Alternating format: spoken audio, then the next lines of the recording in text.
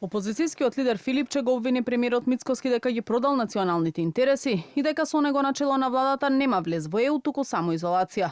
Откако вчера Мицкоски изјави дека владата е подготвена да чека децении доколку е потребно за влез во Унијата и дека уставни измени без гаранции нема да има. Според Филипче тоа ќе значат децении на сиромаштија и иселување на граѓаните и најави дека СДСМ силно ќе се спротистави на тоа, искористувајќи ги сите демократски механизми. Ги повика и останатите партии да им се приклучат. Предадени се нашите национални интереси, стратешката определба на земјата да биде рамноправен дел со обединетите народи во Европа. Бизнисменот Мицкоски може да чека.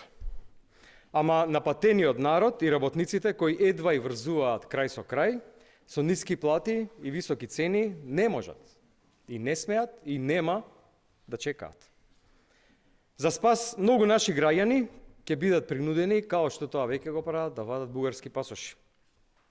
Ќе останеме и без држава, и без народ. Без Европа.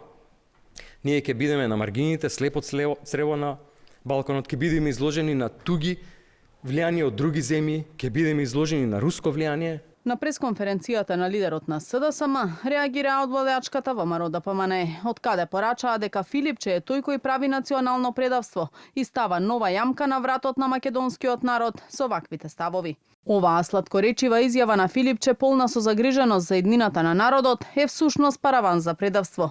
Европската идеја е жива и ние достоинствено ќе ја браниме затоа што таа е идеја на почит, добрососедство и прифаќање на идентитетот на сите, а не подчинување и понижување на нашиот народ, како што СДС тоа го замислува.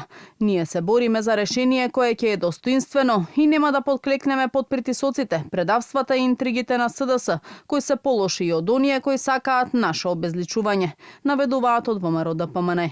Премиерот Мицкоски во одговор на новинарско прашање вчера од Охрид порача дека без јасен и предвидлив крај на евроинтегративниот процес и без јасни заклучоци од Европскиот совет нема да се пристапи кон уставните измени, се додека тој е претседател на владата.